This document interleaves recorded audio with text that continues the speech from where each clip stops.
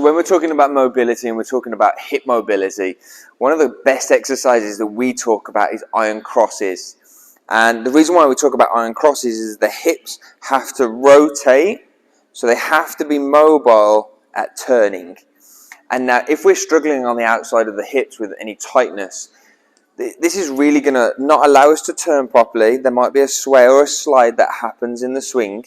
And so we really want to be able to focus on opening out the outside of the hips so we can allow a better turn on the backswing, but also the downswing, through swing, and obviously post impact. And so what we'll do with our athletes, and we'll work on an iron cross in our warm-ups, maybe some corrective work as well, being able to work on the outside of the hips, maybe a little bit of the IT band, and certainly through that lower back as well. So we'll take an athlete, we'll ask them to lie down onto their back. We'll go into a T position. Again, into that T position, arms in line with the shoulders. We're going to bring the opposite foot to hand. So we'll raise up, go foot across to the opposite hand, and I'm getting a good stretch through my back, outside of my hip, down the outside of my leg. From there, I'll bring my foot back to the start.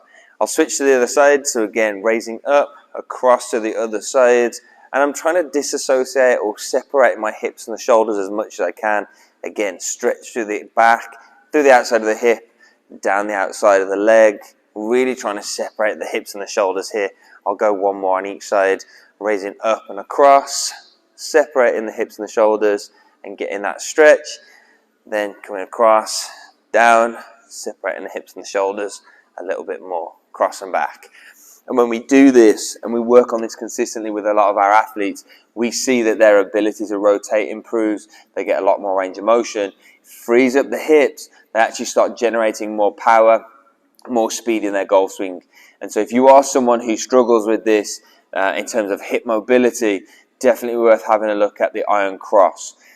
It's a really great way of being able to disassociate the hips and the shoulders, like I mentioned, create some separation, but also open out the hips. You may actually find that you can start to get into your backswing in a little bit better of a position, but maybe on the through swing when you're generating that speed, that actually you've got more turn, and it actually allows you to stabilize and obviously help create that turn more in the through swing.